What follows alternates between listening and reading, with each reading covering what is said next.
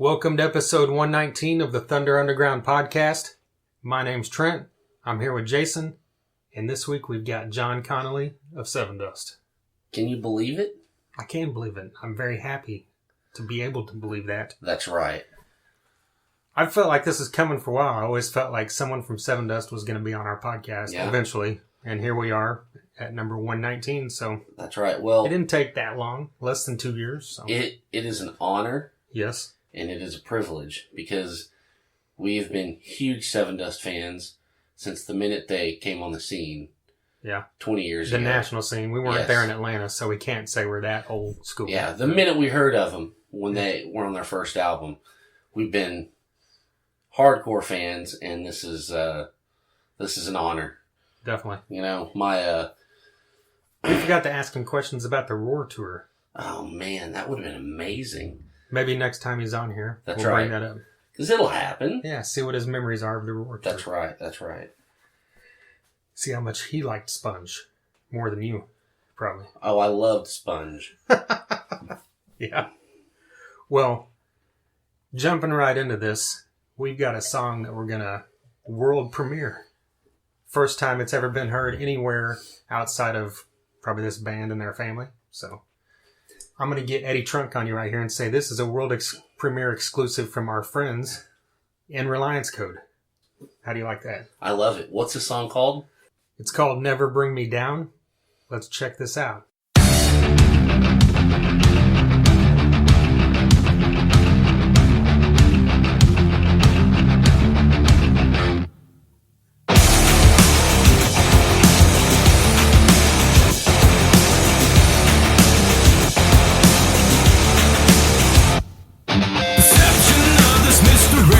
Has led me to dismay. Redemption is if you'll pay. Just let me find my way. And I won't back down, no I won't back down from this all. I can stand by and watch this world fall apart right in front of me.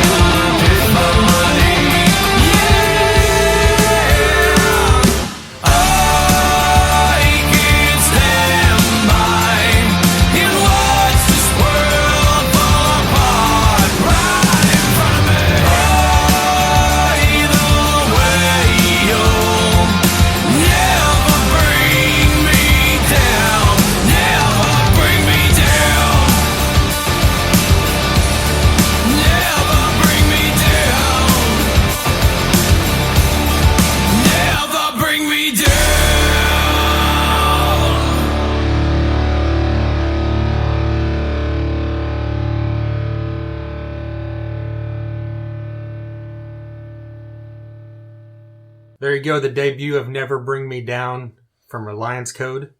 This is a band out of Stigler, Oklahoma. We've talked about quite a bit, but if this is their first time listening, you need to go check these guys out. You can find them on Facebook, Reverb Nation. And I think, their EP, they have an EP out already from last year that has 4 songs on it that's on Spotify and iTunes and Amazon. So go purchase this stuff. Features Josh and Todd, who were both on this podcast on episode 104. Band also features Chris and Shane, and I can't remember the other guy's name. I don't know who the fuck he is. Cody. Hey, you cut off the joke. I didn't know there was a joke. Sorry, anyway. Well, fuck you then. That was for them, because they have the joke of who the fuck is Cody Peebles. Oh, I didn't know that. Well, I'll tell you about it off. You've hung out with him more than I have. I'll tell you about it once we hit stuff. Wow, I feel like, Well, see, it showed that you knew who he was, so you're above the rest of us. So there you go. Well, definitely above you, motherfucker. But look here. Here's what I'm about to say. These guys are on their way, okay? They're playing Rocklahoma. They just opened for Gemini Syndrome. They're opening for Hell Yeah in Arkansas. That's right. Later this summer. I mean, these guys are recording, playing their asses off, gigging everywhere. Everyone's digging them. They are just, they're professional, and there's just no way these guys aren't going to be a thing, in a year or two. Yeah. I can't wait to see where these guys go. And this song is just, it's catchy, it's heavy. It's just, I love it, and I love this band. Yeah. And see, the thing is, with this band, you hear this song, it sounds extremely well recorded. It's extremely professional. We've talked about that. Well, you just mentioned it. It's recorded by a Grammy-nominated producer in Dallas. Yeah, exactly. It's great stuff. But when you see them live, it's just as good as what you just heard. That's right. And that's the key thing with any band. If you can pull off your sound live and sound just as great. And Josh's bass is black with green strings, and it makes me think of Typo Negative. That's badass. Yes. I just wanted to throw that in. He's also got a green bass. Yes, he does. That has black strings, right? And even the neck of it's green. Yeah. So what now? Well, like I said, they have an album coming out, and it's supposed to be out, I think they're going to have copies, they said, at their Rocklahoma appearance. Okay. At the end of May. But then they're having a CD release show in Fort Smith at the Sound Room on June 19th, I believe is the date. That's a Saturday. Screaming Red Mutiny from out of Tulsa is also going to be on that bill. Mm. That's definitely one that you got to check out. Yeah. Sound Room's a great venue as well. But yeah, just like you said, I can't wait to see where these guys go. And we're going to be talking about this album in its entirety here in a couple episodes. Yeah. Kind of a preview of it. So be on the lookout for that as well. That's right. Reliance Code. Get into it. Hell yes. Well, this past week, last Thursday, I went to a couple shows. You were busy. Yeah. It's kind of funny. This is becoming it seems like we've gotten a lot of shows that were both there, but there's a lot of shows where there's 2 or 3 in a row where I'll be the only one there, and there'll be 2 or 3 in a row where you're the only one there. I know. But hey, at least one of us is out there representing and that's right. That's checking all that this stuff matters. out. Yeah. Exactly. I know that you didn't embarrass me. I tried not to. You did me proud, so I trust you when you go out there by yourself. Well, see, the first thing I got to the La Iguana nightclub. Yeah. And 5 or 6 people came up to me and said, "Where's Jason?" And I said, "Well, he's not here." And then they just said, "Oh, fuck you," and walked off. They literally said, "Fuck." Exactly. See? Dakota from Mr. Rogers' Intergalactic Sexual Experience said, "Fuck you," and walked off. Exactly. Never spoke to me again. And here's the thing, is when I'm out and you're not around, I was like, "Where's Trent?" I'm like, "I don't know." They're like, "Fuck yeah, I didn't want to see that bastard anyways." See? And, wow. Party ensues. Me and Cody Peebles would just go off by ourselves and you can. And just wonder why everybody's treating us like shit. You can just go off by yourself, because I don't know this little joke, so I don't want to be dissing something I don't know about. So, fucking you. All right. Well, here's the deal.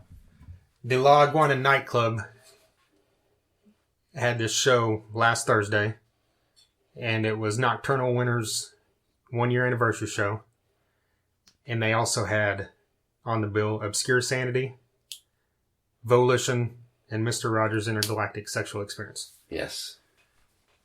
And then at Billy and Renee's, there was the 420 show going on. There was a tribute to John Holata, because John Holata loved 420, so that's perfect Okay. what 420 represents. So that's a perfect day to do a tribute to John. I'm listening. And they had a lot of John's friends performing, like Chuk Cooley and Scorned. Cody Slane had played a lot of shows with him.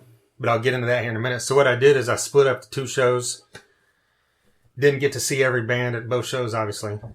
But I got to La Iguana first and saw Mr. Rogers' Intergalactic Sexual Experience because they kicked this thing off at 8 p.m. sharp. Nice. They were prompt. That was the first good thing I could say about it. That's right. That's important. Yeah. And hey, it's important, especially when you're young guys. A lot of times you see young bands and, they're just up there screwing around, I know. Hey, these guys know what they're doing. You got to get on it. They're already like seasoned vets. That's right. Well, and we've had them on the podcast. That's true. Yeah, we had Dakota and Trevor, so go back and check that out. We talked about them recently as well, not only as far as the music they play, just as guys, they're extremely well versed in music. They could do their own podcast and teach you things every episode. They should. Yeah, that's a good idea. There you go, guys. Well, no, because then they'll take all of our listeners probably. Hey, it's all music. It's all love. There's enough to go around. They're probably never going to talk about warrants, so at least we got that avenue that we still can control. Yeah. We've got the warrant and trickster audience. Right. Held at bay pretty good. Yeah. Well, and the thing about it is they're extremely wide ranged in their love of music.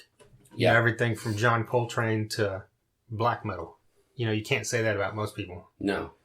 There's people that have a range, like they might like, Merle Haggard and like Slayer, but that's still not the same as liking John Coltrane and a, black metal band. Yeah, they got me beat on that. Or like in Deicide and like in, I can't think of someone else like the opposite end of that, but you know what I'm trying to say. Yeah, definitely. Their live show came off really well. That's one thing I was wondering about because you got this experimental sound. They're doing all kinds of things. Every song that they put up is completely different from the last. And they pulled it off live. It was cool to see, they're switching around, Dakota and Trevor are both switching around instruments. They got 2 drum sets on stage.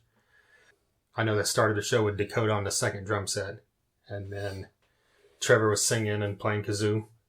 And then later on, he got on the drums. He's playing the drums, the kazoo, and singing. Yes. Dakota was up there doing lead vocals. They did a cover of Paranoid at the end of the show. Nice. Which was really cool. And then they had great interaction between the songs with each other and with the crowd. Those guys. Yeah. Oh, yeah. They try to offend everybody in the room. And they did a good job of that. I don't think they actually offended anyone, but if it was a different crowd, they would have offended some people. Good. And then... That's what rock and roll is all about, man. Hey, and then they're talking shit to each other on stage. That's right. You gotta love it. The guitars sounded great. I love their guitarists. So it's really cool to see a band like this. They can switch around instruments and, make it work. And as I was taking off to make it over to the 420 show in time to see Scorned, I saw Dakota in the parking lot and he was putting on black metal face paint because he was going to get up on stage with Nocturnal Winter. Yes. So I was kind of sad I was missing that. Yeah. I was sad I was missing them anyway. I haven't seen them, and it's just cool to be able to say there's a black metal band in Tulsa because that just sounds crazy to say, and I love to be able to say that. So one of these days we're going to be able to see these guys. Yeah, I'd like to. I really would. Yeah. But I did get to see the other 2 bands on the bill, which was Obscure Sanity. They're out of Broken Arrow. And I was talking to Trevor before, and he said, hey, these guys are kind of like melodic deathcore, similar to like Black Dahlia Murder or something. And I was like, all right, this will be interesting. I'm not really a huge fan of Black Dahlia. Yeah. But thankfully, these guys took the stage, and I liked them. So, not saying I don't like Black Dahlia, just really never was my thing. Yeah. But these guys, the singer has a great screaming voice. Just really laid it out there. Had the heavy and the scream. And the guitarist was just riffs galore. It was just kind of like a fucking wall of, like you described Nels. Just like this huge wall of sound. Love that. Yeah, it's just the same kind of thing came from them to me. And they're from Broken Arrow, by the way. Yes. And they've been together a while. Trevor said like 3 or 4 years. And, I think they had another name early on, but that's another band from this area to check out. Obscure Sanity. Yeah. Well, I'm already liking the Broken Arrow thing. Yeah. Representing.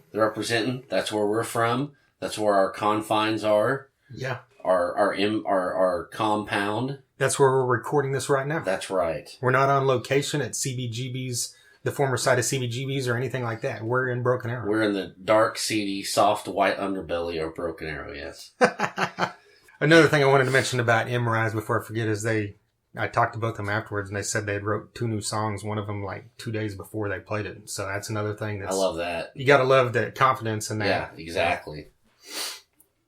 And then Volition took the stage, and this is a band I've been wanting to see for quite a while.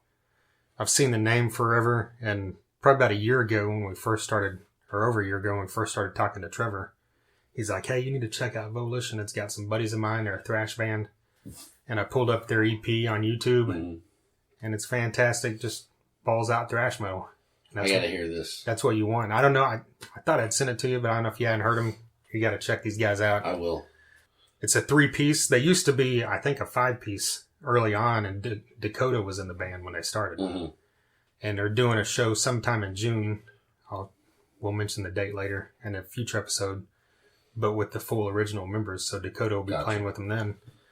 But, for now, and they have been a 3-piece, and they're good. They've got a lot of opening slots for when bands like this come through. They open for DRI. Okay. Here in Tulsa, they open for Havoc in Oklahoma City. Nice. At that show that we tried to go to. Yes. And I know they've opened for Psycho Stick and other bands. But it's what you want from a thrash band. It's balls out thrash. It's not like you think of the heaviest thrash when you think of like Slayer or Overkill or something. Or DRI where it's just like balls out. And that's what these guys are. And the singer has a real evil voice. It's like, think of like Blitz from Overkill, but like crazier. Nice. Not crazier, but just like more like intense, I guess is the word to use. And yeah, they're just, like I said, it's what you want, and I wish there was more thrash bands around, especially in our town. Yeah. So, there probably is, and I'm just not thinking of it right now, but Volition, there you go, check them out. So about towards the end of their sets when I hit it over to Billy and Renee's, because I knew what time Scorned was going on. I know before them, Chuk Cooley played, and I've been at like 3 shows in the past year that he played, and like I just missed him. So it's like a weird coincidence. I don't know. But I've seen him several times in the past, and it was always extremely good. He draws a big crowd, and there's a lot of, and the thing is when I walked in there, it's one of the heavier, bigger crowds I've seen at Billy and Renee's, which is a good thing. Good. And it's especially great to see on a Thursday night. Yeah, definitely. Like Less Than Human talked about that, the week before when I saw him there. And, it's very cool to see people coming out and supporting music on a weeknight. That's important. And speaking of Less Than Human, 3 of the 4 of them were at the show I just talked about. Okay, good. Out there supporting all those bands. Scorned up, was up. This is the first time I'd seen him. We saw Cody a few times with Blackwater Rebellion. We've had him on this podcast as well. Yes. Talking about Blackwater and Scorned, but now he's exclusively in Scorned, and they're out of Fayetteville. First thing I noticed was they sound really, I don't want to say raw, but just really, there's a lot of attitude and like a punk band has, but they don't really sound like a punk band. Yeah. But that just kind of looseness, but it also sounds really well put together. It doesn't, nice. Not loose in a bad way. We already know his voice. We've talked about that before. He's got a great voice. The other cool thing that instantly jumped out is Jay, the guitarist, was singing backups and harmonies with him and stuff, and their voices worked really well together. Yeah. What was that? When we had Lips from Anvil on recently, he's talking about the third voice where it's the 2 of them together. Yeah. And I mean, that's how Scorned worked really well. And not only that, there was one song where Jay just took lead vocals without playing guitar, and Cody just played guitar. And he's got a little bit different kind of voice, but it just works really well together. And that's always great because it adds another element that a lot of bands don't have. And the other thing is all 4 of them are really putting in, Cody Slane live. He's got a lot of energy. Yeah.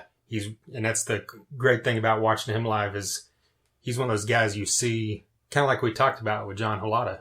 You watch him and you can tell that he's in a different place. Yeah. He's in his world. This is the stage and this is my music. Yeah.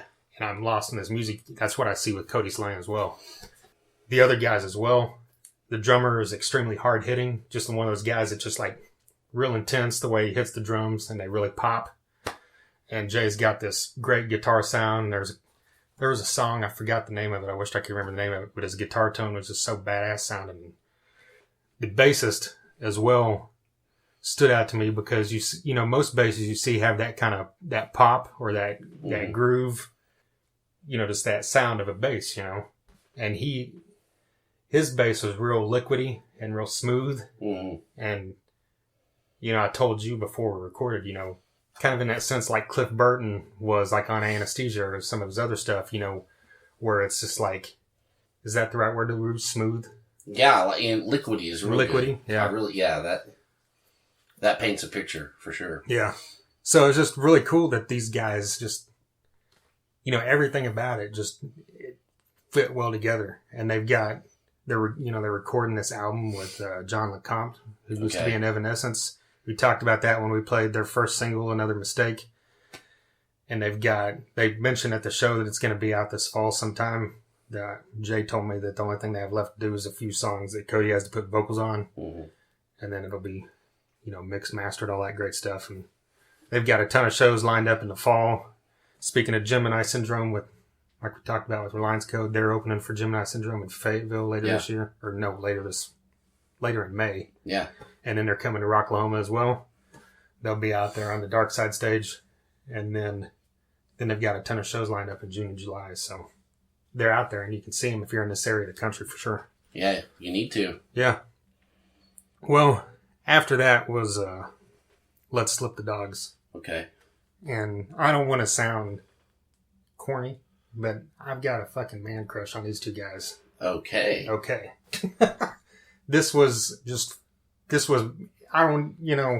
can't even put this into words.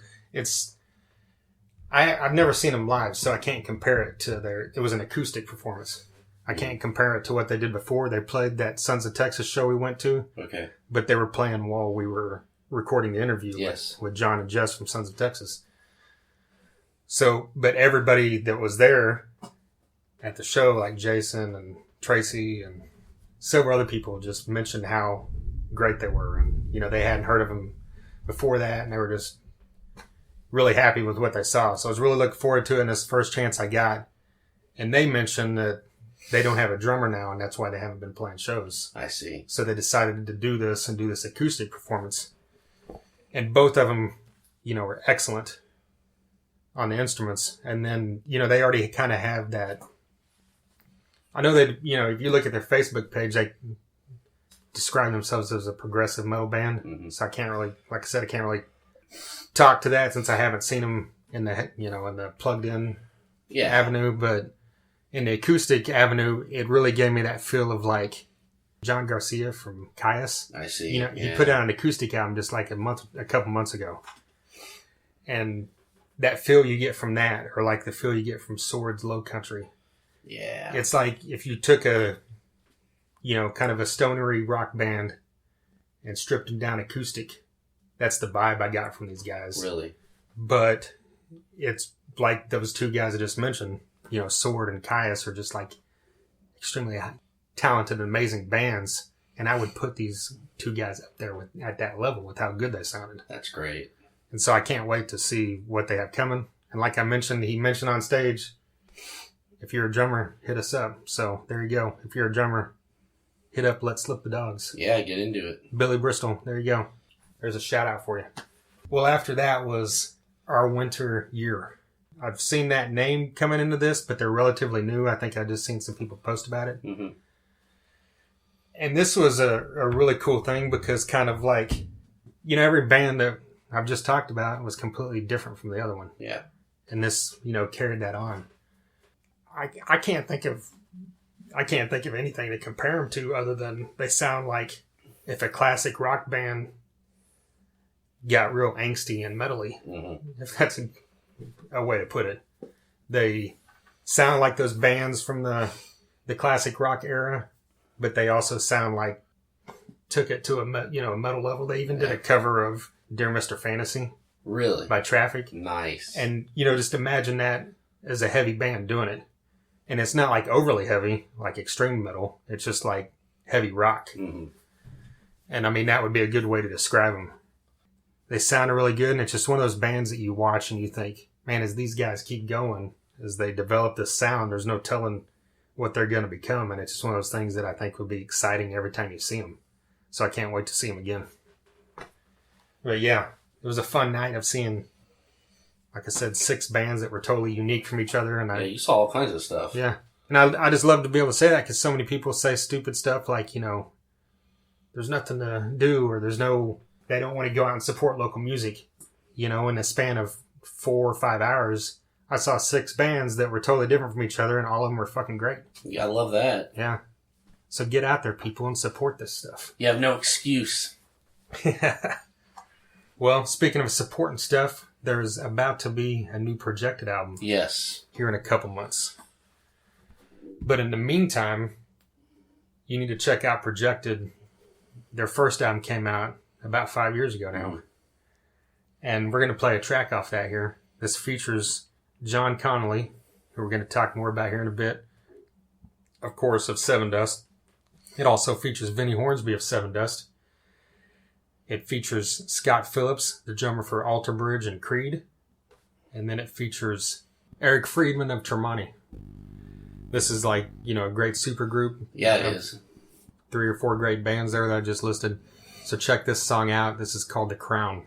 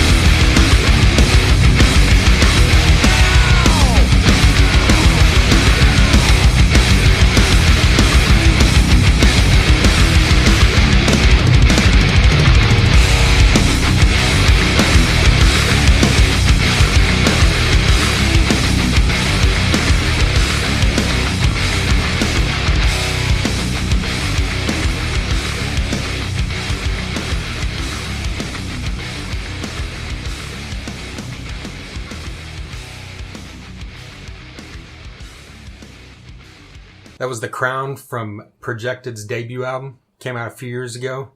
You can pick that up on CD Baby. I believe probably on iTunes as well. It's also on Spotify, Amazon, all that great stuff. Go check it out. Pick that up. Support these guys.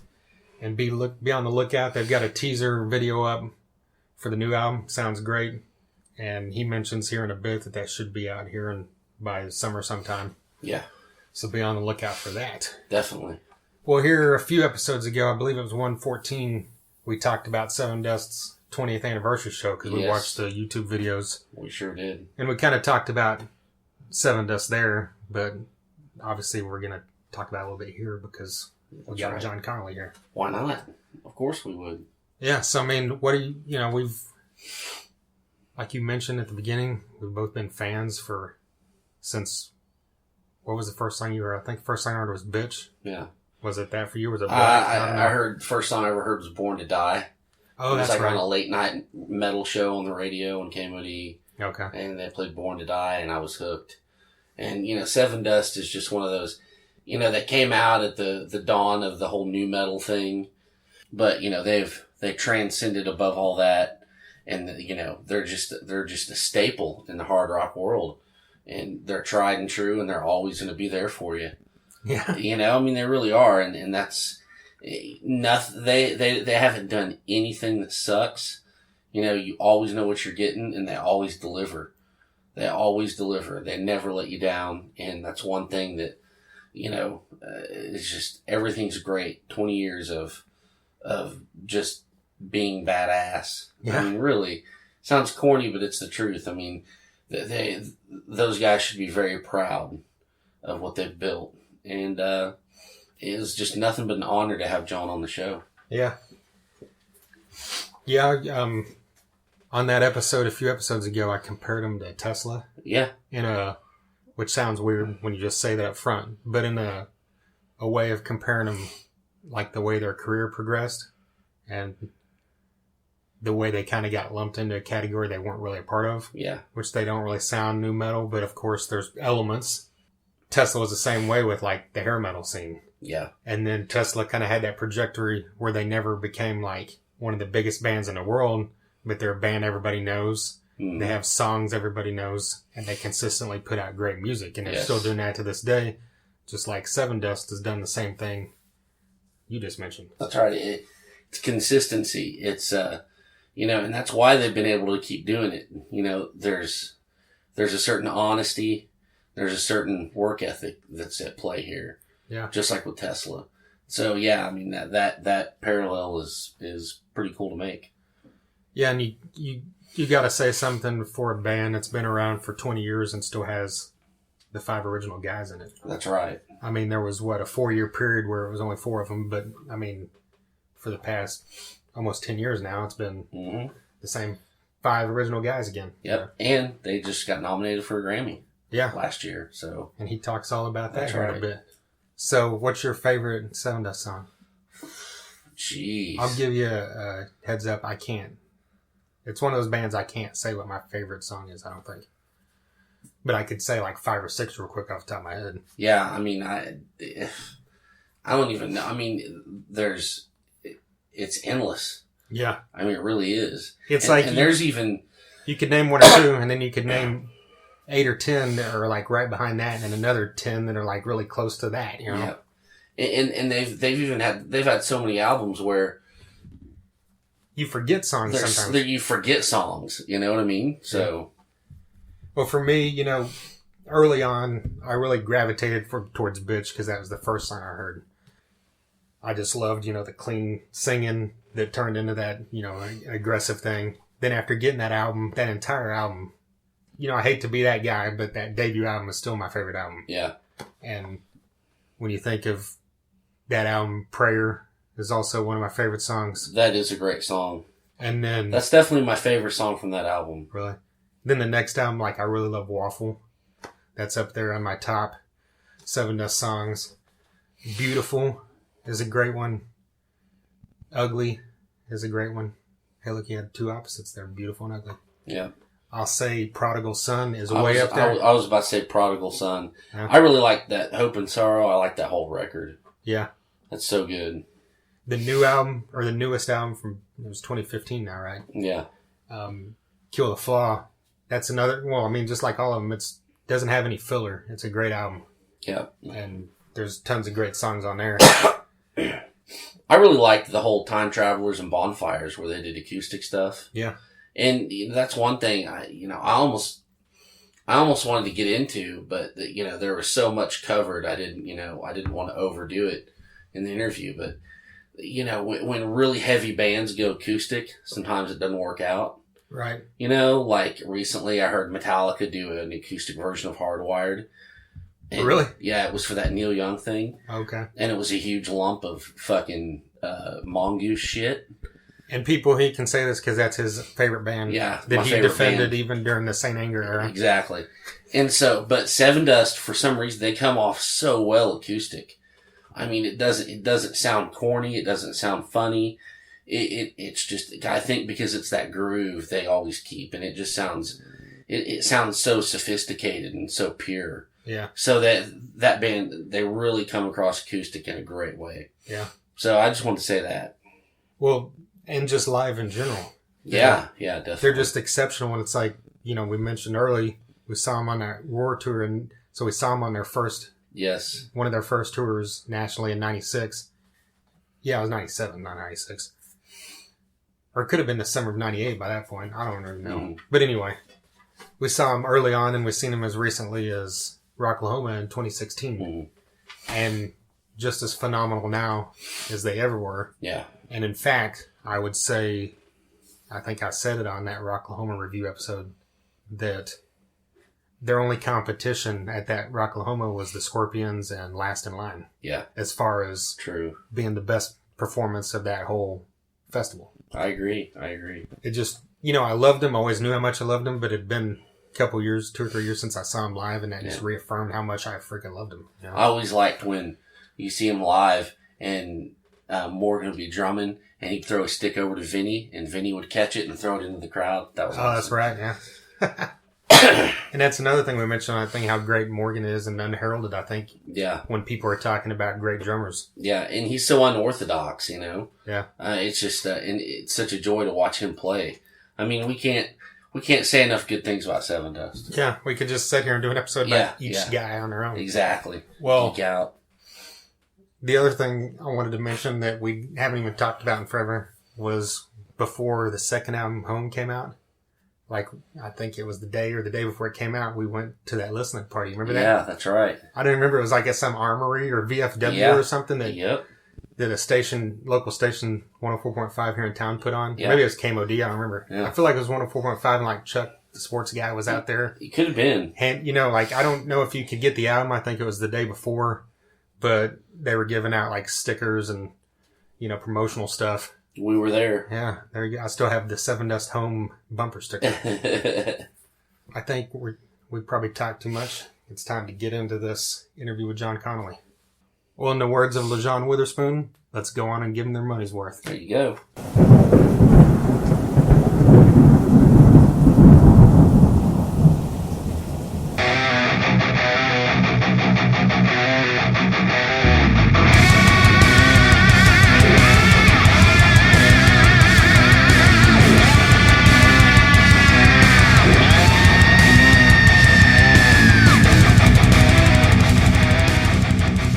I saw earlier that you posted that this new album is going to be a concept record. Yeah. We're kind of dribbling out little bits of info, here and there along the whole rollout. But yeah, it's a concept record, and it's kind of interesting how it all came together, because I never really sat down and said, okay, I'm going to make a concept record. Even back when we were doing Alpha with Sevendust, it was kind of one of those things where we were about a third, maybe halfway into the process, and we kind of realized it just had this constant theme, and everything was super, super connected.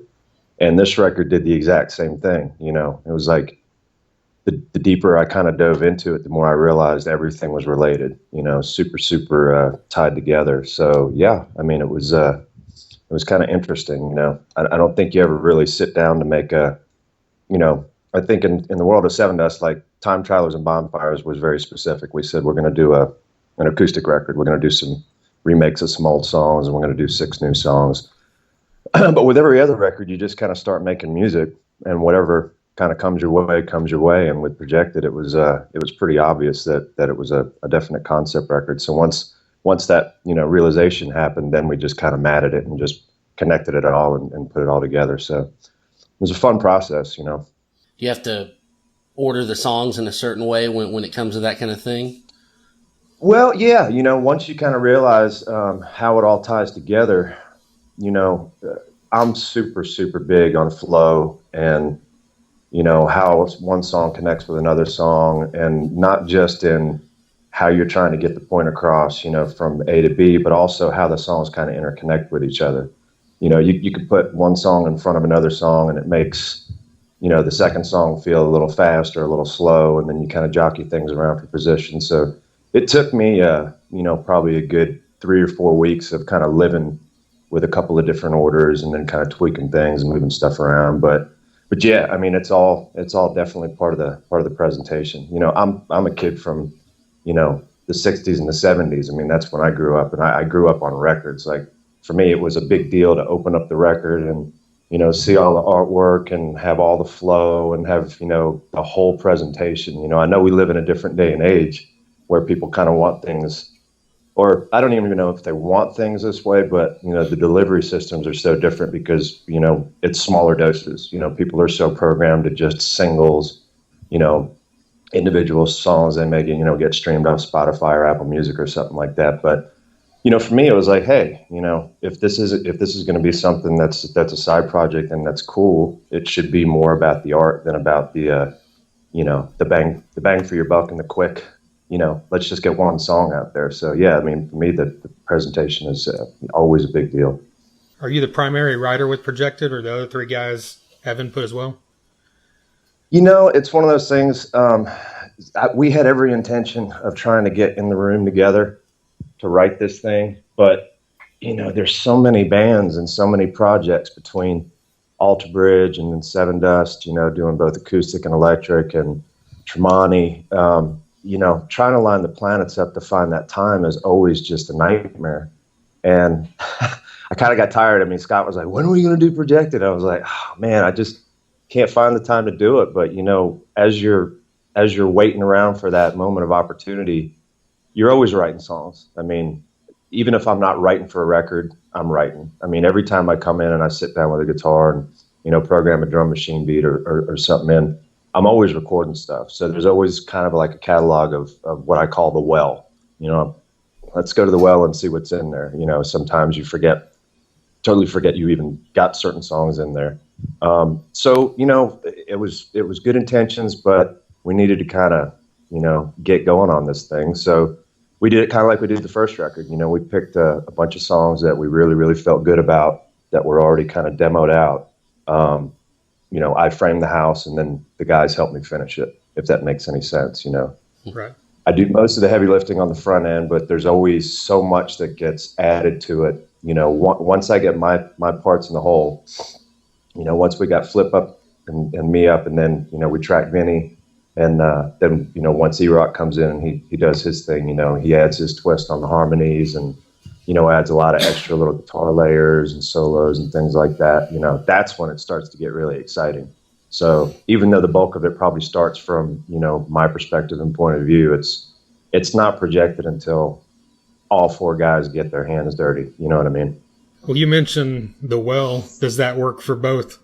Is it a combined thing that you have for both Projected and Sevendust, or how do you differentiate the two? Or I used to try to be specific about it, and I just got to the point where it was like, I can't tell. I'd play something for somebody and they'd be like, oh yeah, that sounds like Sevendust. Then I'd be like, okay, cool. And then I would demo out a vocal idea, and then they'd listen to it. They'd be like, oh, no, that sounds like Projected. I'm like, well, try to imagine LeJean singing it instead of me singing it. Right. Yeah. So yeah, it's kind of one common thing. And it's weird too, because, sometimes I borrow from, we actually borrowed from a couple songs for the last Sevendust record. I had what I thought would be Sevendust stuff, and then I had what I thought would be Projected stuff. And I think I went into the wrong folder and I hit play, and Morgan was like, yeah, we're doing that one. I was like, oh man, that was actually supposed to be a Projected song, but okay, that's cool. And we ended up doing it, you know. I try to keep a line in the sand a little bit, but it's loose because you never really can tell, you know. I don't really just sit down and try to write for a specific reason or a specific idea. I just write to write. You know, some days it could be a mellow song. Some days it could be, you know, a total headhunter, you know, full blown metal thing. And, you know, a lot of days there's a lot of in between, you know, because the world of Sevendust is cool. How many variables we can pull off, you know. I mean, there's not many bands I know that have the fans who can accept Angel Sun and can accept a Splinter or a Faithless or a Rumblefish, you know. Their acceptance to anything that we try kind of opens up the avenue in so many different ways. And that's kind of the same mentality that I take with Projected. The only thing that I'm super, super concerned with Projected, and it's a very intentional thing. We don't use much programming, if any, at all in the Projected world because we use a lot of those kind of layers and that kind of a vibe in the Sevendust world. So, you know, for me, it's kind of nice to kind of just strip it down and just have it be just, you know, drums, bass, vocals, and guitars. And I do love what we do in Sevendust too. So for me, that's kind of the biggest difference between the two, at least with the approach to, you know, if I'm writing a song and there's programming in it, it would probably lean more towards Sevendust than if it was just a straight raw rock song. Yeah.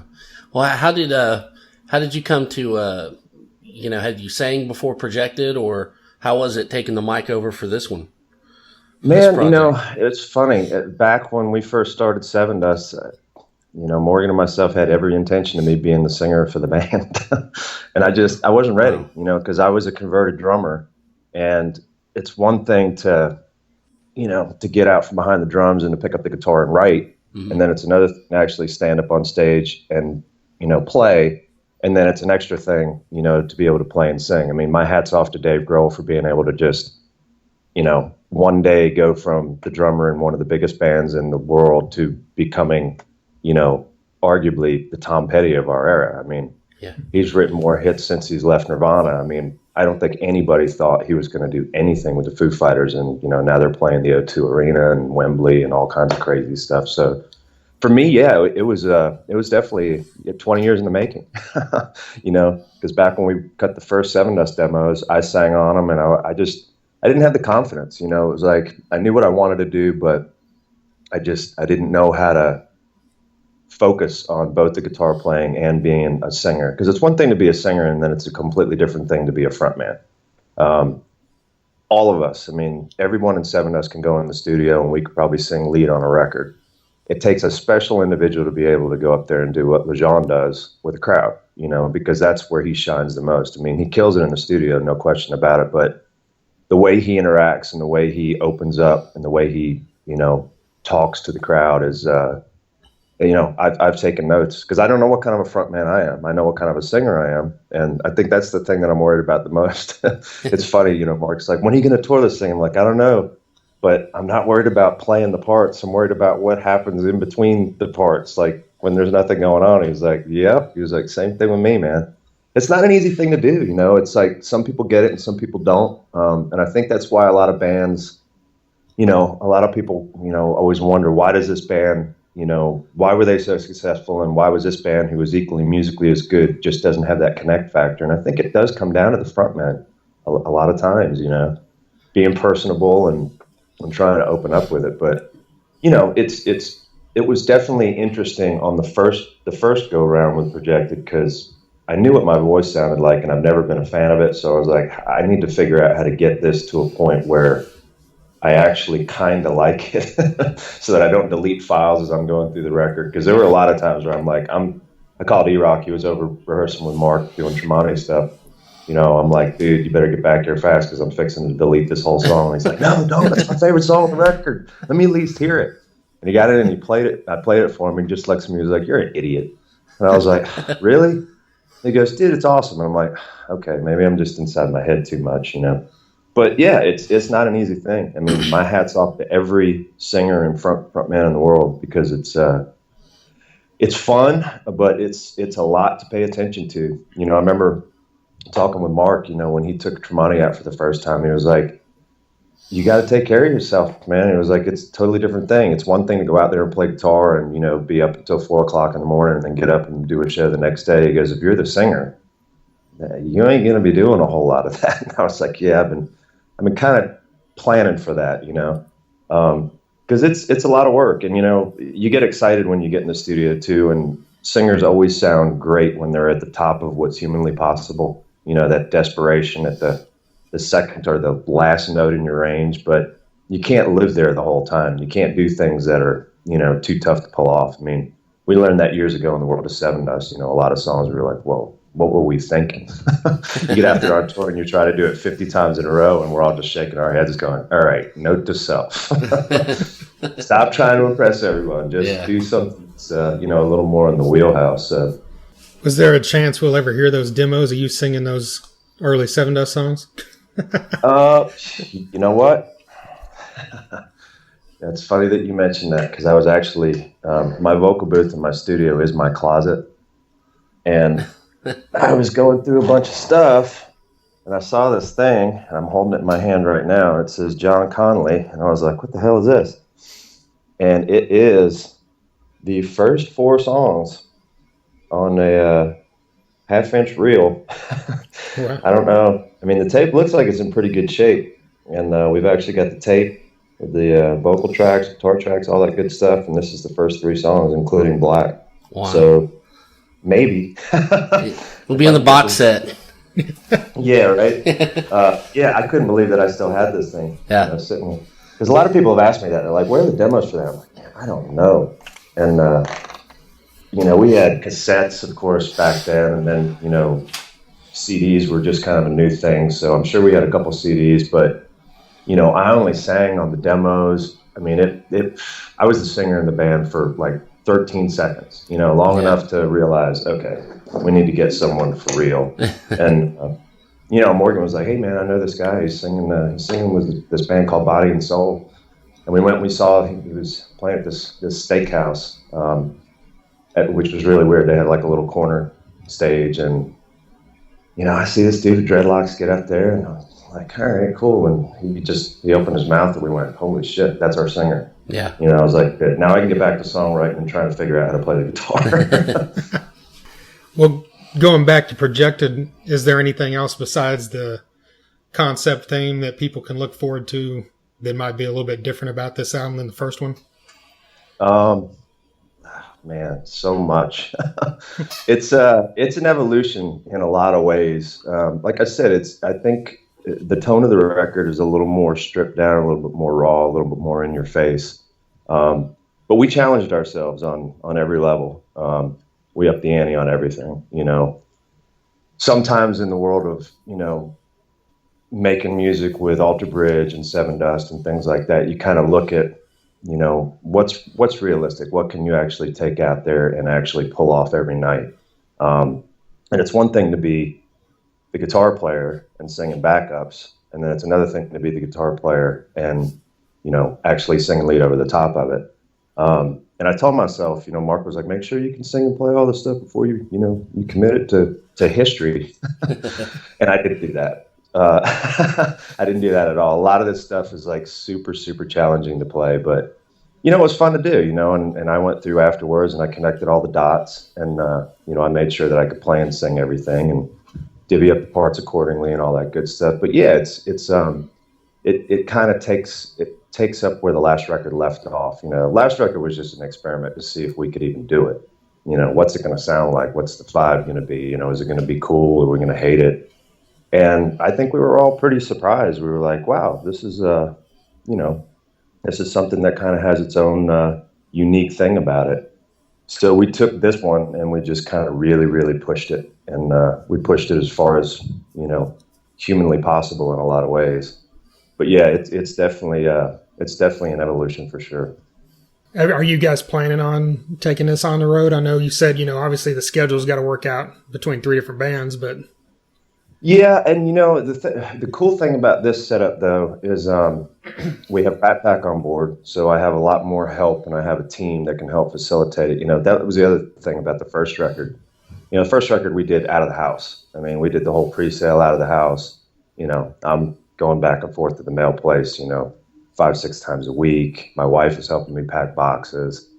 And, all in the meantime, I'm kind of working on demos for the new Sevendust record. And that's kind of the same process that we got going on right now. Because even if Sevendust isn't touring, we're active. We're actually working up ideas. LeJean's singing. He's got a vocal setup in his house. And we're dumping all these ideas into Dropbox. There's probably 30 or 40 different things to choose from, So we've started the process. Morgan's tracking drums and all that good stuff. So while all that's happening, I'm so thankful that I don't have to deal with a lot of the stuff, just setting up the website, setting up the pre-sale, and doing all of the day-to-day things on the first record. It was a little overwhelming, because I think in some ways, I think we sold ourselves a little short, because we said, it'll be cool. We sell a few hundred copies or whatever. And then, the pre-sale, I've got a picture somewhere. The whole front room, dining room, living room area of my house was just like stacked with all these boxes everywhere. And I was like, we need a staff. Yeah. So on this record, we said, you know what? I think a strategic partner is probably the right move, because as much as I want to do it, it's just not physically possible to do it. So with taking that into consideration, the setup process was a lot more thought out. That's kind of why it's taken as long as it's taken, only because, we got to dial everything in. We got to get all of the pre-sale elements in place, all of the merch elements, all of the, user video, how we're going to do the unveiling, what's going to be unveiled at what stage. So, theoretically speaking, I think the pre-sale should be up within the next few weeks. He's saying, we'll do the teaser videos now, and then, beginning of May, we should have a lot more content and things that are, going to be tangible where people can physically look at it. But that also, means it's probably going to be another month or so. I'm guessing probably late June, early July when it's physically released. The new Sevendust record probably won't come out until somewhere around this time next year, just because of the schedules that we've got going on. Clint's going out with Seether to help them out on tour for a bit, so he's got a few months worth of guitar duties he's getting ready to start. And we got to make the record and we got to record the record. So working around those kind of schedules, there's some openings. As soon as I get a release date, we're going to sit down with the booking agents and say, look, we're not going to go out on a 6-month tour, but we would definitely entertain a 6-week tour, or, do a few weeks here, 10 days there, 5 days here, just be able to do something to have fun with it, because it is a lot of fun. We do really enjoy making music together. I mean, even when we flew to LA to do the video content, which you see in the teaser video, it was it was just a blast. We just had such a good time. So we said, all right, let's go out there and see if we don't fall on our face. We might, but either way. Nice. Are you planning, you hope they're headline shows, or would you like to jump on with another band or something? We kind of go back and forth. I mean, there's an argument for doing the headline show, but I think for me, it would be nice to start with a handful of 25, 30-minute sets to kind of get my feet under me a little bit before you just go full into a 90-minute set. Durability of the voice is something that, when you're off the road, it always comes into question. We do a one-off show with Sevendust, and I'm not singing lead, and my voice is completely spent the next day. Now, if I were to go out for 5 weeks, past the first 2 or 3 days, you feel really, really strong. And I have a feeling the same thing would happen with Projected, but it would be nice to be able to take some baby steps into it. Ideally, go out there and do an opening slot on something. And then, see how it goes. Take it for what it is. And once I get my head wrapped around the maintenance of what I would have to do vocally, it's just a lot more, it's just so much more to think about, because if I break a string on a guitar, I grab another guitar. And guitar tech throws a string on it, and I'm ready to go in about 5-10 minutes. But you blow your voice out, you got to take a knee for a few days. I blew my voice out making this twice, and it was semi-intentional, only because I really enjoy the way my voice sounds when I'm on the other side of it. Makes sense, rag it out to the point where you can't physically talk. Take the weekend off, and then hit it back on Monday, and you're like, oh, it sounds so good. Completely improper vocal technique, by the way. I don't recommend anyone doing that, all right? Don't try that at home. Yeah, right? But yeah, I mean, it's something where, you know, if we did it, regardless of how we did it, I've already told the guys, look, we're going to need some pretty intensive rehearsal time, only because I really want to lean on this thing as hard as I can, within reason, and kind of push it to the limits. Because the last thing I want to do is get out there and overcommit, you know, start doing 4 or 5 days a week of headline shows and then lose your voice on the 4th or the 5th day and be like, oh shit, what do we do? Cancel? You know, E-Rock, you want to sing lead? Yeah. You know, Vinny can sing too. So, you know, we definitely got a couple of guys in the band that can pick up the slack. But yeah, I mean, you know, I think the closer we get to actually the release date and the more work I actually put in on my end, I think either option would be kind of cool. But I think the opening thing makes the most sense, at least to kind of get the name kind of started and get the ball rolling. Definitely. You know, we'd even actually talked about, you know, at some point in time, you know, Mark's like, coming open for us, man. E-Rock will do double duty, and, you know, you can divvy up vocals between, you know, with Tremonti now, it's a little different because he's got all of the backup duties, being that Wolfie's no longer with him. Mm-hmm. But with Projected, you know, Vinny can sing like a bird. He's like the Michael Anthony of the band. So we don't sell him short either. We're like, we know he can pick up, you know, a ton of stuff, and he enjoys singing. So, you know, it would definitely be something that would be a cool option for, you know, Projected and maybe Tremonti to go out and do a handful of dates at some point. Definitely. Yeah, I guess you could also have Clint call in a favor for you with Seether. Yeah, you know, it's funny. Someone joked about that. They're like, you should go open up for Seether. I'm like, oh, crap. Okay, that means like I got to go like soon. Yeah.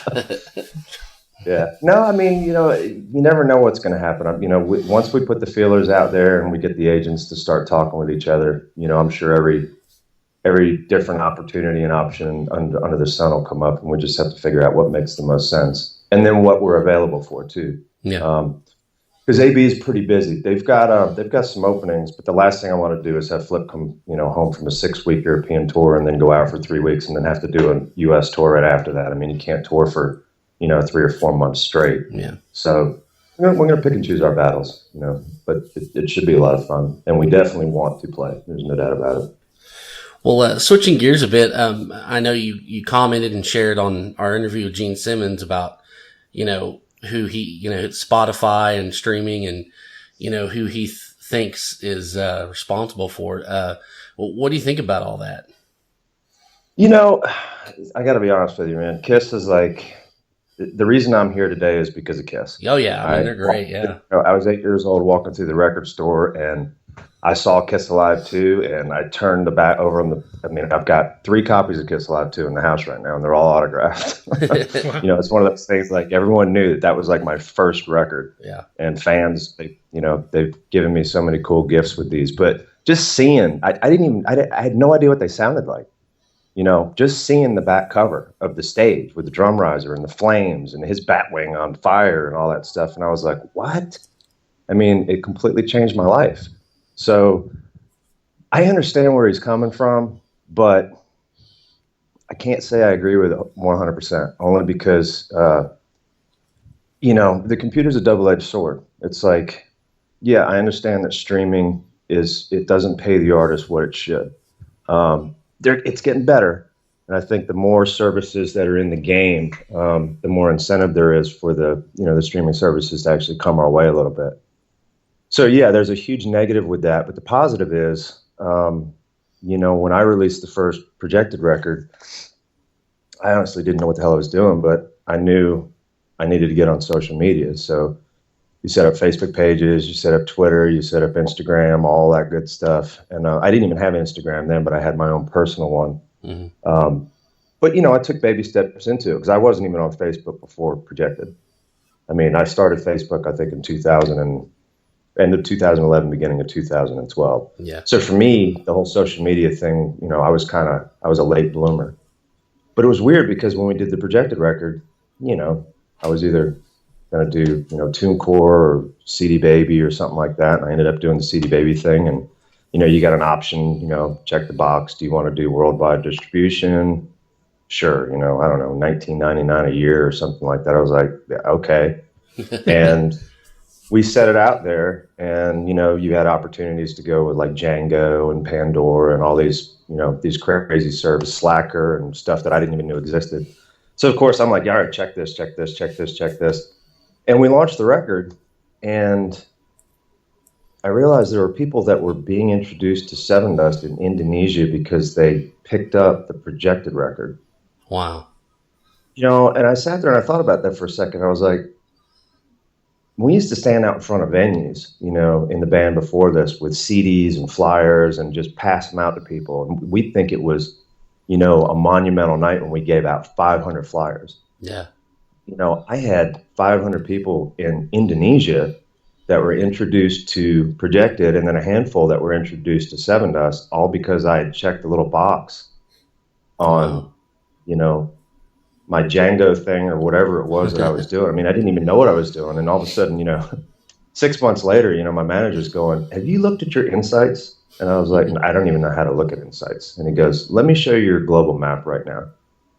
And you could pin it and you could see all the exposure that the computer had given you. And a lot of people were coming through Spotify. A lot of people were coming through, it wasn't Apple Music back then because it didn't even exist. But through all of this, social media and sharing and stuff like that, the exposure rate was exponential.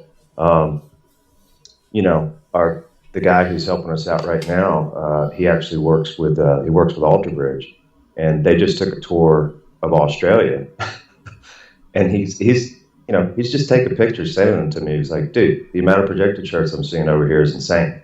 He goes, they're everywhere. Wow. I'm like, Projected's never played there. Sevendust has played in Australia like 3 times. So on one hand, I get it, and I understand what he's saying, but I don't know if you can blame it on the fans. You can blame it on the mechanisms to which the fans are going to be exposed to music, and at the end of the day, it's not a whole lot different from radio stations and stuff. It's a lot more efficient.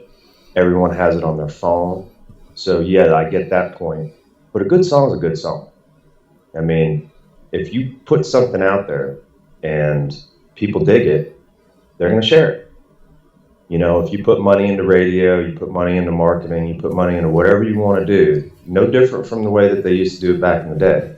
I mean, radio was, I'm sorry, radio's pay to play. I mean, you're going to pay an indie, you're going to pay a radio, promoter to go there and make sure that, you're going to get your foot in the door, depending on how much money you want to spend and how you want to approach these things. It's all just, it's kind of up to you. But I think the computer has so many advantages for the artist as long as you've got something that people want to hear. Mm-hmm. If your song sucks, you can spend all the money in the world and you might be able to get yourself in the top 20 on active rock. But if your song is great and you share it around and it gets on YouTube, I mean, how many people, hell, the singer for Journey got his gig because of YouTube. Yeah. Neil stumbled across his video on YouTube, and now he's a singer for Journey. Yeah. Just went to the Hall of Fame induction, and I'm sitting there thinking to myself, that could never have happened without these things. So don't blame the fan, and don't hate the fan for taking advantage of all of the tools, and all of the mechanisms. And I totally appreciate where he's coming from. I tend not to agree with it. Even when it comes down to the efficiency of making the music.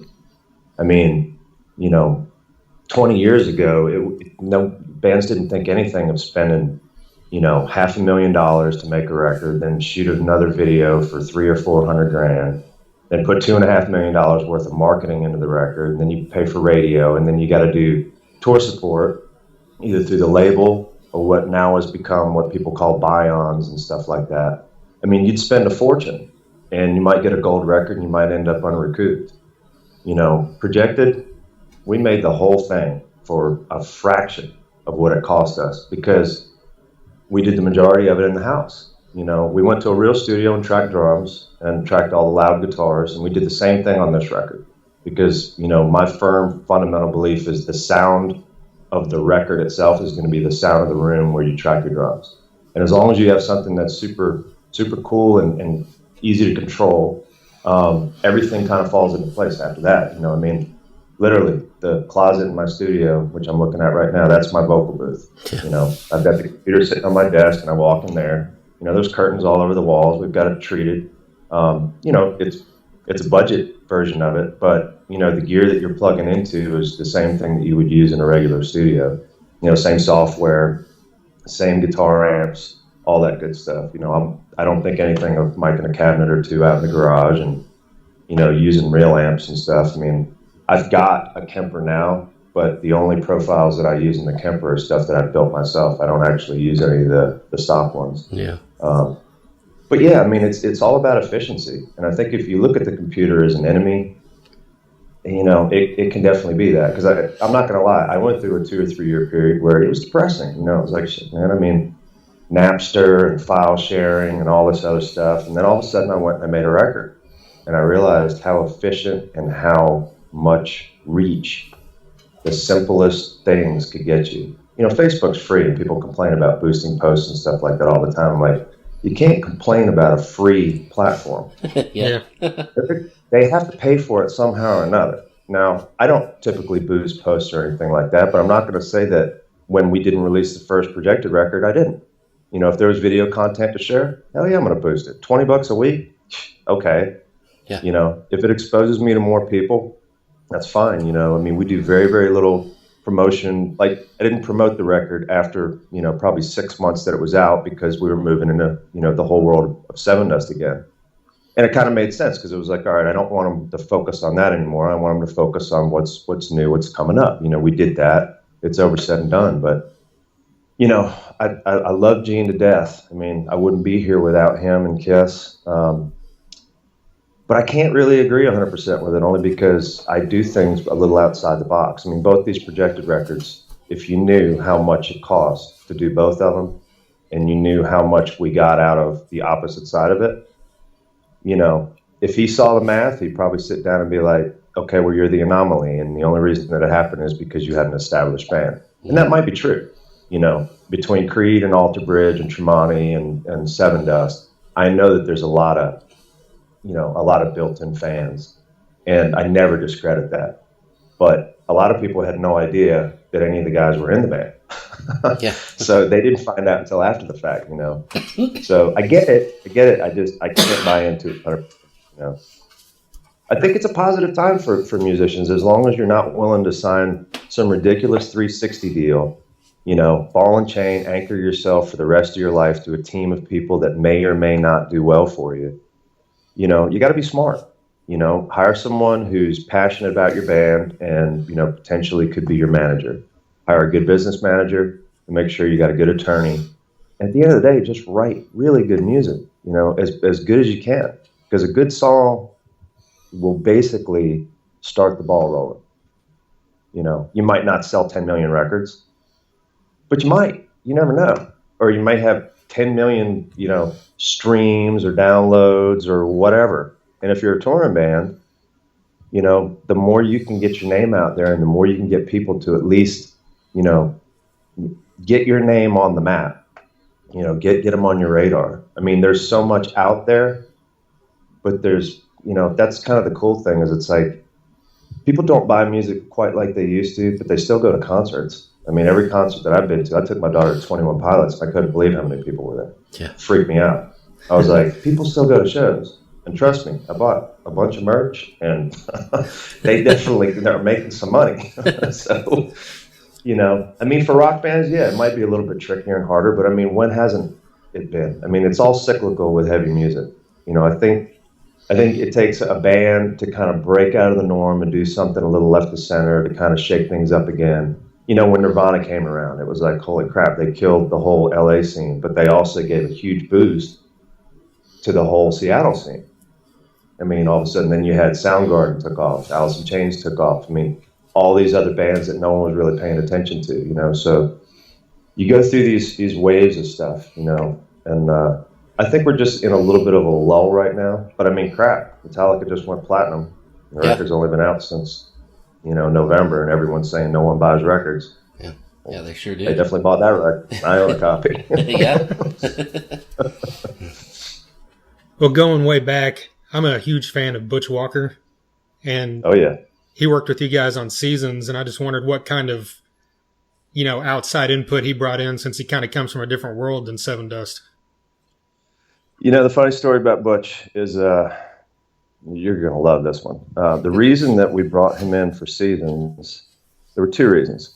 Number one, Animosity, our label hated it.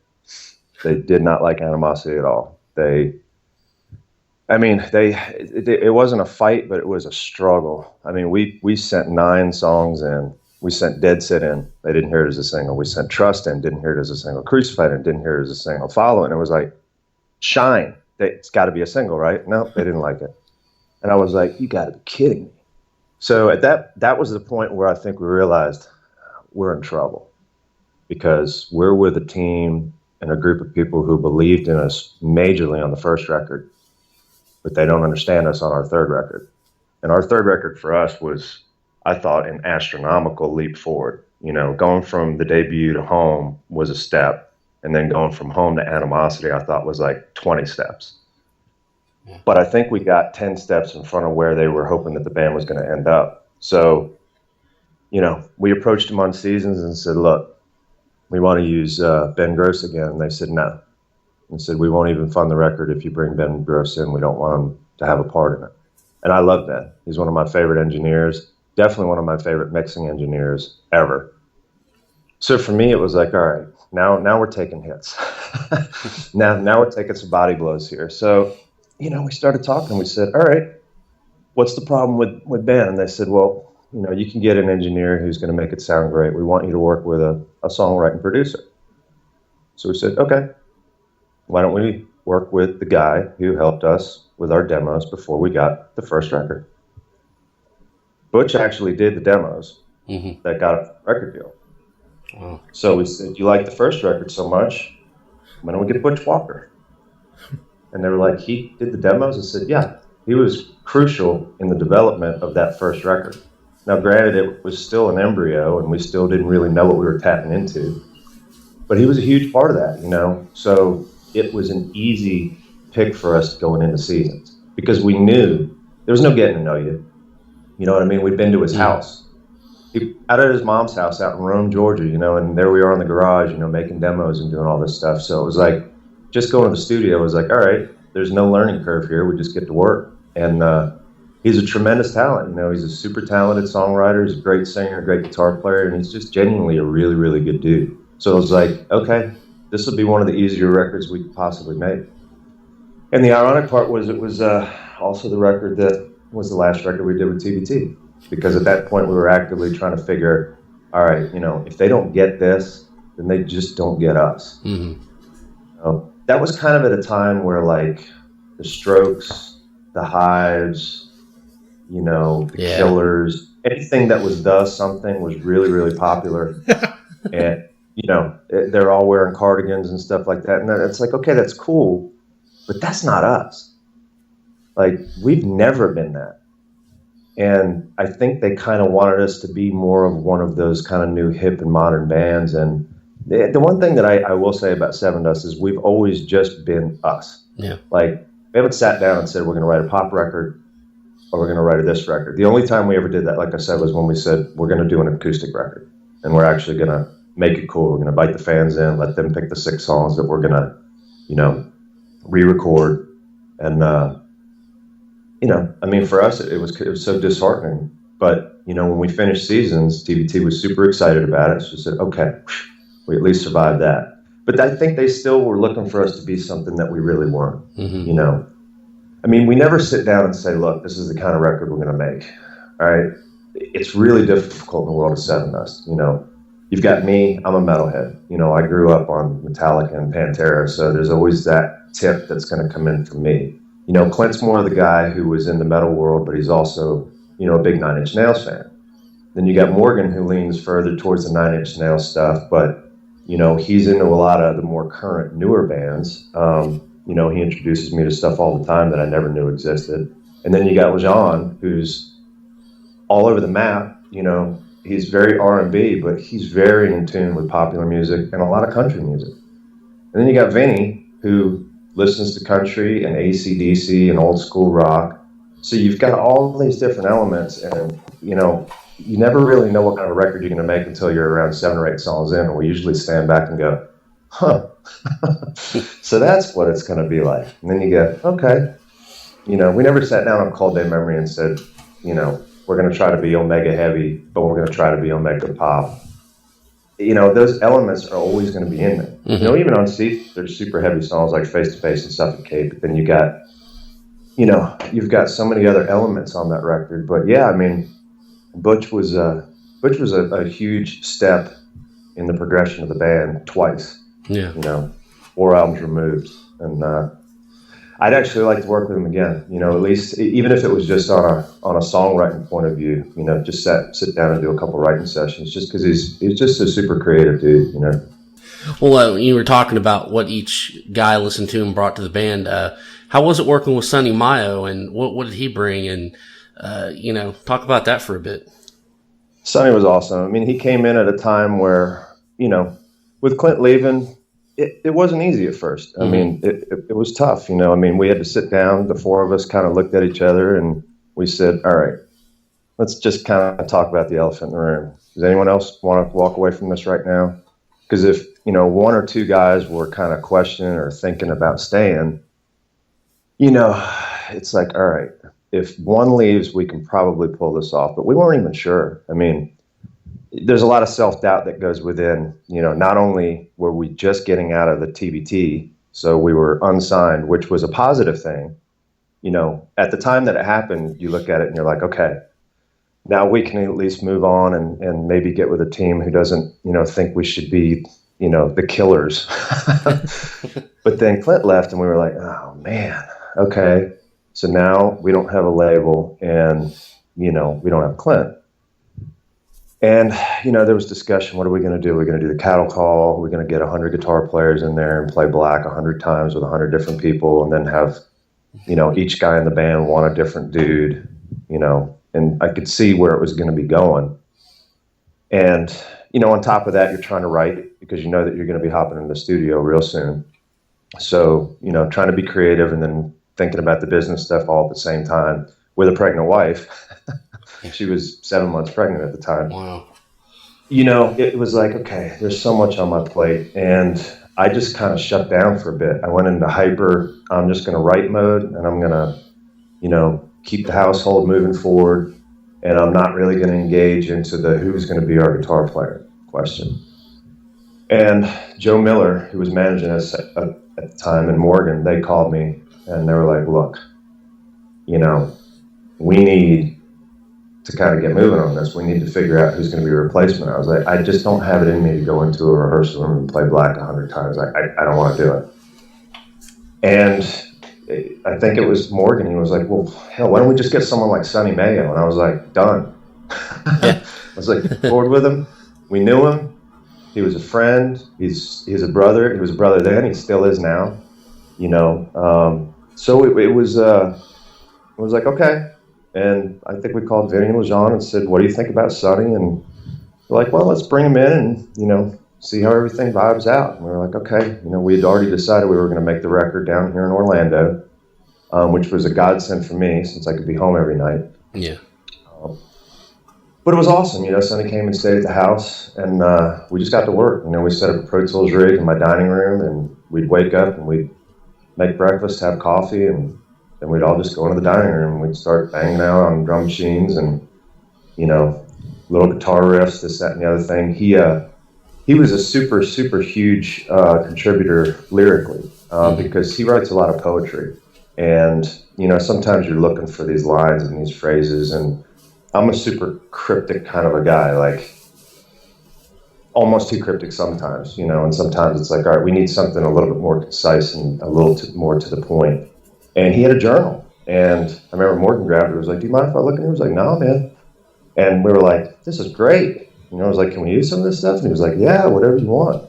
So it was awesome because it was like, all right, one of our elements, lyrically, Clint he's a huge contributor to the picture. So that was one of the things that it was like, all right, I'm going to be singing backup, which is something that I'd done a very little amount of, but I had to kind of, shadow most of what LeJean was going to be doing. Morgan was going to be singing too. I need to kind of step up the guitar game a little bit, and I need to step up the lyric game. for Sunny, it was awesome because he was contributing riffs, but he was also, just, that book, we'd open up the journal and just be like, wow, okay, let's use this, let's use that. But it was so cool because it was like, it was just sitting there on the table and everyone had their little notebook and everything, but it was it was a tough process for us to get through and make that record, but I think we really surprised ourselves because, a lot of people had kind of written us off. They said, all right, 2005, they're out of their record deal and Clint left the band. It's over. There's cracks in the foundation. So for us, it was like, trial by fire. It was almost like, okay, this is back to 1995, 1996, where we were unsigned and we had to prove ourselves all over again. But I think we learned a lot of stuff along the way, and the friendship that we had with Sonny and the fact that he just clicked so quickly.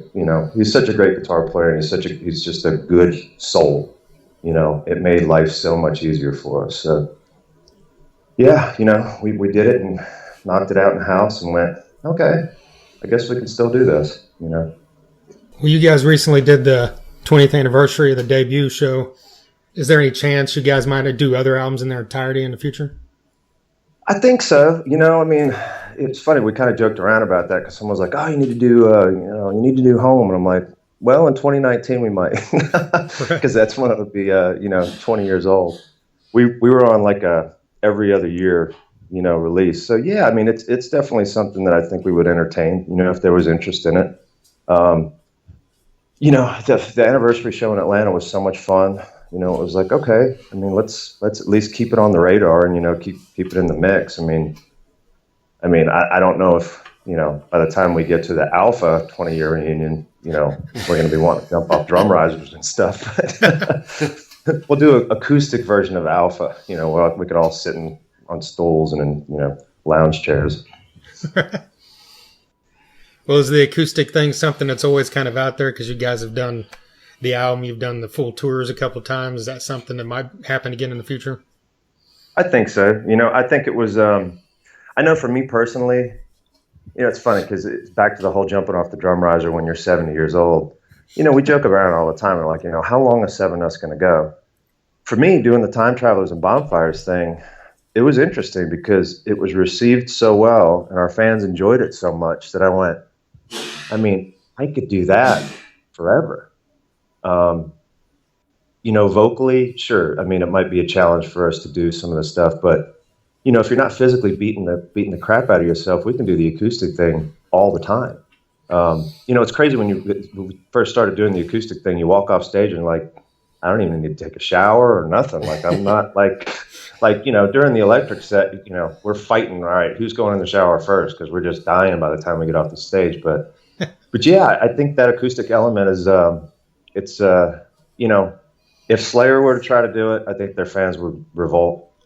A lot of heavy bands, when they try to do those things, it just doesn't work. But our fans have been so receptive ever since back, when we did Angel Sun. And we got really lucky with it. We did the Southside double wide thing and they loved it. And then we did this and we took it out on a super, super extensive tour and they loved it even more. So it's cool to have that element, and it's cool to be able to kind of shift. We joke around it. We're like, we should do some electric versions of some of the songs on Time Travelers and Bonfires. Do the opposite of what we did. Right. Instead of acoustifying them, let's get them up there and just rage on them, and have just really freak people out. But I love that element. There's something really cool about just sitting down with an acoustic guitar and just a cool, melody idea. Super stripped down, super in your face, super personal. Even when, Clint and myself and LeJean go and do these, we'll go to the radio station, we'll do Angel Sun or Black or Trust or something like that. It's fun doing that, because it's like, it's just a different version and a different element of what the biggest thing is with Sevendust, and it's just part of the big picture. So yeah, I think the acoustic thing is something that we'll always tap into. Yeah. Well, now on this Grammy nomination, did you guys notice a boost in recognition or sales or anything? How did that work out for you? It's funny, man. We finally get to do Kill the Flaw, and we love the record. We're super proud of the record, but it was kind of one of those records that when we went into it, we were like, we're going to do things a little differently. We'd always done like the making of, or whether we do the YouTube video webbies and the updates and all kinds of stuff like that. We got to the point where we were like so open, so like our fans could see into every day. There was something new going up. It might only be a 5-minute clip of this. It could be us sitting around eating lunch, you know, talking about dumb stuff or whatever. But our fans were so engaged that when we got to Kill the Flaw, we said, let's do the opposite. Let's just go and make a record. Because the funny thing is, when the cameras are around, I think James Hetfield said it when they were making another, some kind of monster. You don't realize how it affects you, but it affects you. And it doesn't just affect the way that you are physically maybe either singing something or tracking something, but even the writing process is affected by it. Because if you know that you're always, all right, I'm on camera, you know, immediately you're in your own head, you know. So this time we said, let's just pull all the distractions out and see what kind of a record would happen if we don't have any cameras around. And it's a crazy thing to try to pull in the day of YouTube and the day of, you know, where everyone wants to see what's going on. So I think a lot of the fans were kind of tripped out because we weren't given the video updates. And then when we finished the record, we knew when we were going to release it, but we knew it wasn't going to be as soon as most of the fans thought. So, of course, you know, my socials, I'm getting blown up on private messages. You know, people are like, hey, man, I hope everything's okay. Do you guys not like the record? I'm like, no, we love the record, but we're doing things differently. And it's like, all right, you know, we're used to these video updates. We haven't heard anything. We haven't seen anything. And it built the anticipation. It kind of did exactly what we were hoping that it was going to do. Disturbed did it great. They didn't even announce that they were going in the studio, and all of a sudden, boom, they drop a record. Yeah. You know, they dropped a video, a single, and then the record was out like 3 or 4 weeks later. It was like complete shock and awe. We did the opposite. You know, everyone knew that the record was finished, and everyone was like, oh, man, they must not like it. Must not be full. And we got a call out of the blue. It was right around like we were just getting ready to launch, I think, the pre-sale. And I remember our manager called me and goes, man, I just got a call from Apple, and they want to use Thank You for the keynote. And I was like, what? You know, holy crap. I'm like, for what? They're like, we don't know. You know, they just want to use it in part of the keynote presentation. And I was like, okay, how much is this going to cost us? And we're like, they want to pay us. I went, huh? You know, are you kidding me? I'm like, that's like, I mean, people would be killing themselves to be able to buy that spot. Yeah. And I was like, okay, I mean, I hope you said yeah. And he was like, oh, yeah. I said yes, yeah. So, you know, we fast forward a few months and the record's out, and all of a sudden everyone's like, okay, crap. You know, you guys do like the record, and it's, you know, completely a different record than everyone thought that it was going to be, and the fans were super receptive to it. And then all of a sudden, you know, keynote thing happens. Well, it hadn't happened, but we'd accepted it, so we knew that it was in the pipeline. And then a buddy of mine out in California, it was like the beginning of December or something like that, he posts on Facebook, he's got his Grammy invitation. And he kind of joked around. He was like, I think it's going to be a lot of Adele and Black Keys, so, you know, probably not going to go this year. And I think I commented on his post. I said, yeah, best metal performance, Black Keys, ha, ha, ha. And a couple of guys from Five Finger jumped in, and they were kind of joking around. So this was kind of like something that went on for like 3 or 4 days. And, you know, my phone is just exploding at 7:30 in the morning. I'm like, what the hell is going on? Someone died or something, like something's on fire. And I'm sitting there and I'm looking, and I see the Grammy thing.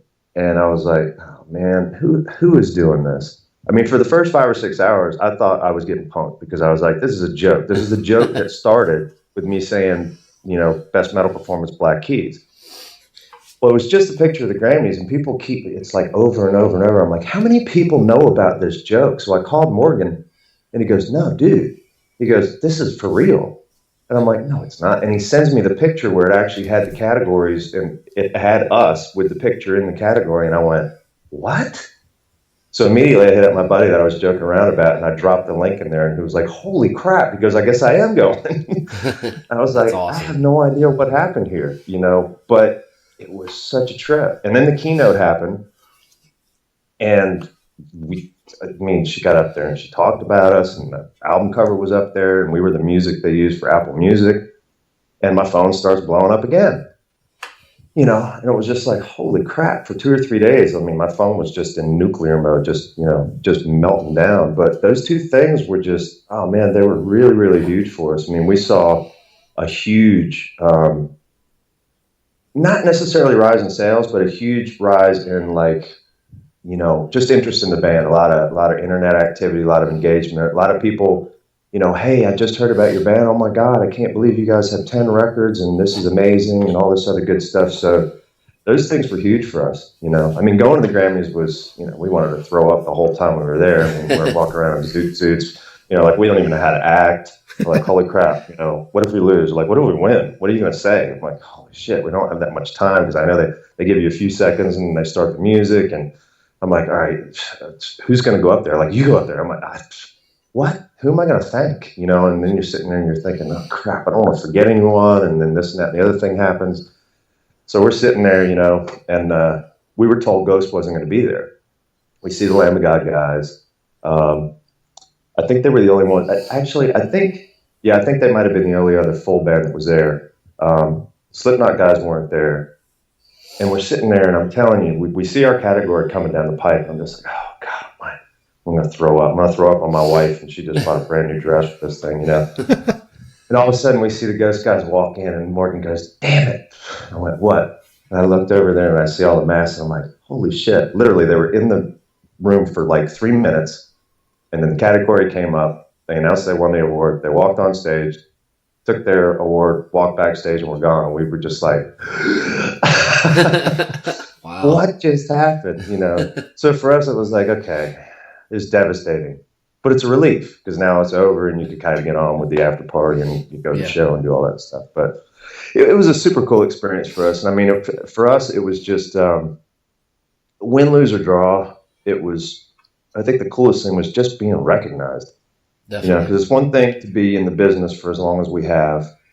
It's another thing to be in the business as long as we have and have all 5 original guys in the band who actually still love each other. But then it's another thing when you realize that you actually got recognized by a group of your peers. You know, I don't put a whole lot of stock into the whole Grammy thing as it is, but it is cool to know that, hey, you know, they actually noticed that we've been making music over here. You know, you got Megadeth, who's been nominated 12 times, and they finally won one last year. I was so happy for them. I was like, holy crap, you know. But I mean, Pantera, they got nominated 3 times and never won one, you know, and arguably probably one of the most influential and important metal bands this side of Metallica. Yeah, you know, definitely. So, you know, Lamb of God hasn't won one. I mean, that to me is a travesty. I'm like, you know, people are asking me, like, if you don't win it, who do you want to win? I'm like, Lamb of God, they deserve it. There's nothing not metal about that band. Right. They fit the metal category in every way, shape, or form, you know. And I think it's just a matter of time before they get one, because they deserve it. They really, really do. I noticed that you guys are going to Japan next month for the first time. Like, how is it that you guys gone 20 years without making it over there? You know, we've had a couple of trips that we were supposed to do. We've always tried to do all right, you know, while we're over in Australia, on the way back, we should hit Japan and Hawaii. And for whatever reason, we can't connect the dots. I'm not real sure why or how that's happened. But, yeah, I mean, it's crazy, right? We finally get a chance to go to Japan, and North Korea is like losing his mind, engaging in China, Japan, and all this crap. I'm like, yeah, that's exactly the part of the earth that I want to go and visit right now. Right. You know, no, it's going to be awesome. It's cool. It's a military show, which is even weirder, because I'm like, okay, we're going to what could be a possible target, you know.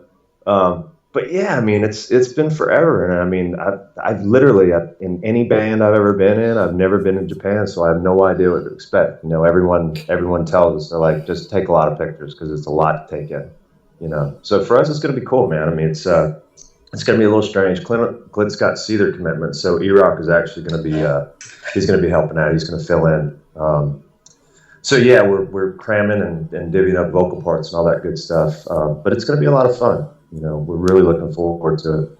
You know, so there'll be a few thousand, you know, it's somewhere between 5,000 and 7,000 Marines out there.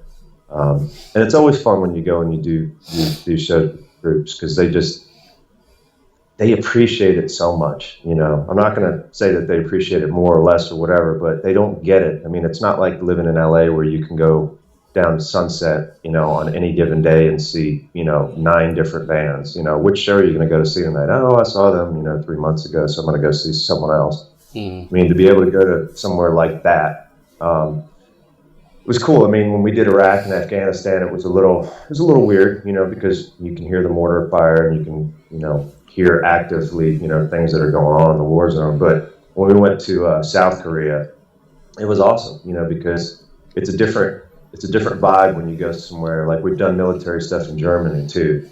You know, if they're not, you know, these people are all wearing casual clothes. They've got their families there, and they're just, you know, just having a good time and chilling. So that's kind of going to be a little bit more of the vibe that, you know, this Japan trip will be. Hopefully, if, you know, this North Korean dude doesn't like fly off the handle between now and then. Right. Well, man, we appreciate your time. Thanks for spending an hour with us. Yeah, thank you. Absolutely, brother. Absolutely, man. My pleasure. And yeah, anytime, man. I mean, this is actually the first interview that I've done for the new Projected record, so this should be a nice beginning to everything. So cool. I definitely appreciate you guys having me. Cool, yeah. Thank you. There you go, John Connolly of Sevendust and Projected. Very cool. Very thankful to him for taking the time out of his day to talk to us for basically an hour. Yeah, I mean, we got some gems here. Yeah. We got some killer stories. I mean, if you're an up-and-coming band, listen to a lot of the stuff he's saying. It's helpful. I mean, this was a great interview, and he had all kinds of great stuff to say. Again, it was an honor. And what did we take away from that? That if you're a vocalist, you should blow out your voice and then sing. It sounds better. It sounds a little gravelly there, yeah. Yeah. Yeah, but like he said, don't try that at home. Don't do that. Yeah, don't do that. Well, once again, we appreciate John Connolly for taking time out. We appreciate you for listening. If you're a Sevendust fan and this is the first time you've tuned in, we appreciate it. Check us out online at thethunderunderground.com. Follow us on Facebook. It's /TheThunderUnderground. Follow us on YouTube at The Thunder Underground. We've got most of these episodes up on there as well. We've also got other series we do called Every Album in a Row, where we take bands' entire catalogs and listen to them in chronological order, every single song, and then just react to how it flows. So I believe we've even talked about that, you know, sometime in the coming months, Sevendust will be one of the bands we do that with. Yeah, it definitely could be. Because, I mean, they've got a huge catalog now, so that'll be a fun one. Anyway, you can also hit us up on soundcloud.com /Thunder-Underground. That's where every single 119 episodes are. Yes. We've got stuff with guys from Soil, Sons of Texas, Avatar, Drowning Pool, Europe, Megadeth, Corrosion and Conformity, Crowbar, Warrant, Europe. We just did Local H. That's right. Anvil, a guy. Superjoint. Yeah, Superjoint, Steve Wonder, Superjoint, a guy you might have heard of named Gene Simmons. I need some kid who hasn't wiped his first cum stain off his leg to tell me what I need in my life. Yeah. That's right. From Kiss, Oscar Searmall from Truck Fighters. That King, Eddie Valise from King. Yes. The Sword, Trickster, Bullet Boys. Night Demon. Yes. Which that album just came out today and it fucking rules. Came out like 3 days ago, actually. 3 days ago, excuse me. You gotta watch me on that shit. What else came out last Friday? We had to talk about the future. There's a new album from Junkyard. Junkyard, yeah. And if you're from our era where you grew up in the middle of the late 80s rock, you should know Junkyard. If you don't, you're missing a hell of a lot of good music. That's right. That's right. Those first 2 Junkyard albums are, you know, classic, you know, bluesy hard rock. But anyway, we'll talk about that on a coming episode. That's right. We're also, like I said, we're also going to talk about the new Reliance Code pretty soon. We've got Travis and Devin from Devil You Adore coming up here probably in the next episode. We've also got the guys from Alter Blood coming up. Yes, we do. That's a good one. We're going to be talking about the Saving Abel show that featured Driver, Grind, Wither, and Chasing Jenny that we just saw the other day. Mm-hmm. So all that stuff's coming soon, so be on the lookout, hit subscribe, follow us, and keep listening. And go listen to Projected. Yes. And Reliance Code. Yes.